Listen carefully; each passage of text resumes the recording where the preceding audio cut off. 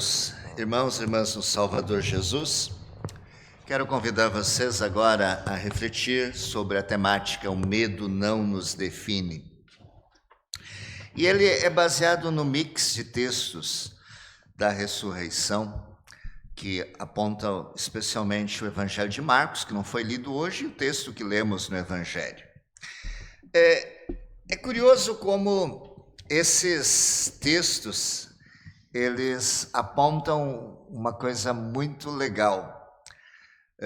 Quando você pega os evangelhos, eles dizem que as mulheres, quando vão lá no túmulo, para encontrar Jesus, no sentido, de fazer os preparativos, que não deu tempo do sepultamento, elas estão com medo. E aí elas saem ainda com medo. E assim a gente olha os textos e você pega, por exemplo, os discípulos de Emaús que Lucas fala, e eles se alegram com a mensagem da ressurreição. Aí você pega vários aspectos dos outros textos, e o destaque curioso que Marcos dá é que sempre há medo ali, diante da ressurreição.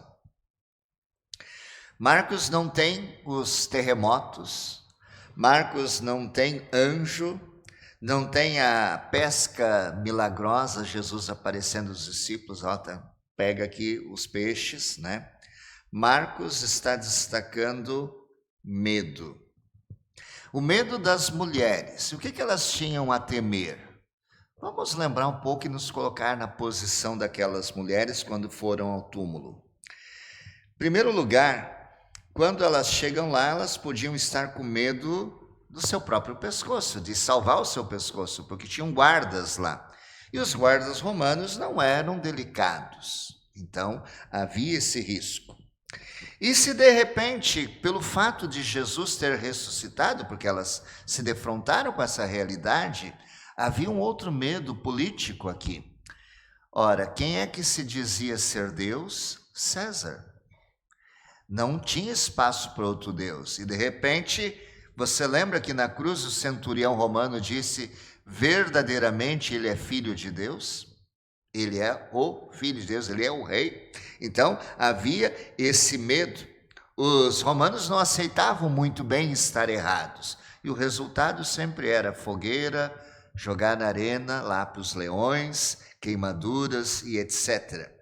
Eles estavam com medo, elas estavam com medo. Quem não sentiria medo nesta realidade? Mas a gente sabe, e nós ouvimos já desde a Páscoa, do domingo de Páscoa, ele ressuscitou. Ele vive, nós viveremos. Mas a gente continua tendo medo. A gente continua tendo medo, talvez, do futuro, do emprego, da nossa economia, da inflação, dos preços que sobem. A gente fica preocupado. A gente também teme pelos nossos filhos, sim, porque a realidade mudou de quando você era criança. Os nossos filhos vivem hoje numa situação muito diferente, porque você lembra, você tinha um amigo de infância, você tinha uma amiga de infância. Hoje, parece que não pode mais andar duas meninas juntas, dois meninos juntos, porque o mundo já diz, você é, e há toda aquela pressão, É coisa maluca isso. E mais, a gente recebe detalhes assim assustadores da nossa sociedade, num debate, grupos de pastores falando sobre essa problemática. Um deles falou, olha, uma das minhas congregadas é professora numa escola X, e ela falou, lá eles são obrigados, isso não é mentira. Uma vez, por um período ali, crianças pequeninhas, as professoras vestem todos os meninos de meninas e vice-versa, maquiam os meninos e quando termina a aula, um pouco antes de terminar, troca tudo, limpa e as crianças vão para casa numa boa, como se nada tivesse acontecido, porque a ideia é que eles experimentem ser diferente. Então a gente fica com medo disso, a gente fica receoso, como é que vai ser isso? E mais, A gente vê a violência, os índices de violência no nosso país estão aumentando. Para quem mora em outros centros, em outras regiões, é muito diferente de nós aqui em Gramado, que ainda temos o privilégio de andar com celular aqui na Borges. Em outras cidades, e você sabe disso, ninguém anda com celular assim porque vai perder. Então, sem falar outras situações que estão aí sempre no dia a dia.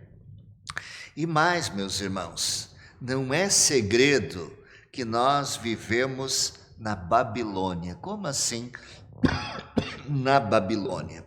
Por mais que a gente diga nós somos uma nação cristã, por mais que a gente diga que nós temos, por exemplo, grande parte da população brasileira dizendo ser cristã, na realidade, vivemos na Babilônia. O que significa isso em termos bíblicos? A Babilônia é aquela coisa poderosa, um reino poderoso, ouro, prata, poder, em que os judeus que ficaram lá aprisionados tinham a opção, ou eles mantinham-se fiéis a Deus, a tudo que foi ensinado por eles, pelos seus antepassados, ou eles se envolviam com aquelas coisas. E nós somos tentados a isso. A Babilônia representa poder, representa dinheiro, representa luxúria, representa todas as coisas que agradam ao ser humano. E assim é isso. Nós somos chamados a nos curvar, ou então, lembra de Daniel? Lembra dos seus amigos de Daniel, Sadraque, Mesaque e Abednego? Ou então fornalha, ou leões. Essa é a opção que o mundo dá para nós. Você é cristão? Cale-se, ou nós vamos te cortar das redes sociais. Cale-se, ou nós vamos te perseguir, porque é esse o objetivo da Babilônia, esse é o objetivo do mundo, calar o cristianismo. E aí nós voltamos à vida daquelas mulheres no túmulo. Voltamos para aqueles 11 discípulos assustados ainda, apesar de já terem visto Jesus, apesar de já terem tido aquela experiência, eles ainda estavam com medo. E aí o que acontece com o medo? O medo, ele sempre leva à incerteza, ele leva a dúvidas. Em última análise, o medo leva à negação de que Jesus ressuscitou. Mas nós estamos aqui. Nós estamos aqui, como cantamos agora há pouco, dizendo, ele ressuscitou. Nós estamos aqui tentando superar esta palavra maluca, o medo. Nós estamos aqui porque nós não somos definidos pelo medo. Nós somos definidos pelo quê? Pelo amor. O povo de Deus é chamado a expressar-se, a viver, a se fortificar no medo. A nossa proclamação é a proclamação de que Jesus ressuscitou. O inimigo, sim, o inimigo o cercou, bateu nele, fez as maiores torturas, chicoteou para tentá-lo fazê-lo negar e o levou à cruz para ele desistir. Mas ele não desistiu por amor de você, por amor a cada um de nós. E aí lembra quando furam o lado de Jesus, água e sangue? E aí a gente traz isso para o nosso batismo, a água que nos purifica, que nos lavou, o sangue que nos lavou, né, de nossos pecados e que nos chama agora a nós estarmos participando da ceia daqui a pouco para sermos amparados, para que os nossos medos, os nossos receios sejam apaziguados e, por sua vez, venham em nós coisas boas. E qual a melhor coisa que é o amor? Qual a melhor coisa que é a paz? Por favor, respire um pouquinho. Enche seu pulmão de ar. Você sabe que agora você vai expirar. O que a gente inspira? Oxigênio. E o que a gente expira? O gás. O gás carbônico é perigoso. Se a gente ficasse com ele trancado, a gente morria. Muita gente já teve problemas com isso em carros, né, desregulados. Eu acho que foi ano passado, deu um problema, né, com ar-condicionado, que o gás carbônico ficou e morreram umas jovens dentro de um carro. Só que nós estamos tirando fora o gás carbônico, né? Inspiramos e expelimos. Neste momento de Páscoa, nós estamos inspirando Jesus. Ele está vindo para nós na ceia, ele está vindo no Evangelho, e nós estamos jogando fora o medo.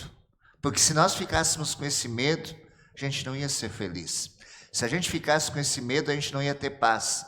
Se a gente ficasse com esse medo, trabalhar ia ser pior, se casar ia ser pior, ter filhos ia ser pior, tudo ia ser pior. Mas como nós jogamos fora esse medo, o medo das coisas do mundo, dos relacionamentos, ele está disperso. Nós agora temos condições de enfrentar, porque somos definidos pela certeza do amor em Cristo Jesus por nós e do amor que Ele quer que a gente reparta para as outras pessoas. Portanto, meus irmãos e minhas irmãs, nós não temos necessidade de procurar Jesus freneticamente, como aquelas mulheres naquele dia. Elas estavam confusas, mas Jesus diz: eu estou bem aqui com vocês, eu estou ao teu lado. Você vai trabalhar essa semana, eu vou estar no teu lado, no banco do passageiro, atrás de você. Eu vou estar lá no teu emprego, eu vou estar lá junto da sua casa, eu vou estar junto da sua família, eu vou estar junto de você em todos os momentos. Não tema, Ele ressuscitou para te levar para coisas novas, para coisas muito maiores e melhores, que a gente nem conhece, que é a eternidade. Mas mesmo até chegar lá na eternidade, Ele está junto de nós para nos ajudar a vencer desafios, nos ajudar a superar os nossos medos, a superar tudo aquilo que muitas vezes tem nos trazido tanta desesperança, tantas situações complicadas. Ele diz: persevere, eu vou estar com você e você vai estar comigo. E aquele que perseverar até o fim será salvo. Portanto, vamos nesta certeza para casa, dizendo aquela famosa frase de Páscoa: aleluia, Cristo ressuscitou. Amém. Que Deus, Pai, Filho e Espírito Santo mantenha nossos corações e mentes sempre nesta verdade. Amém.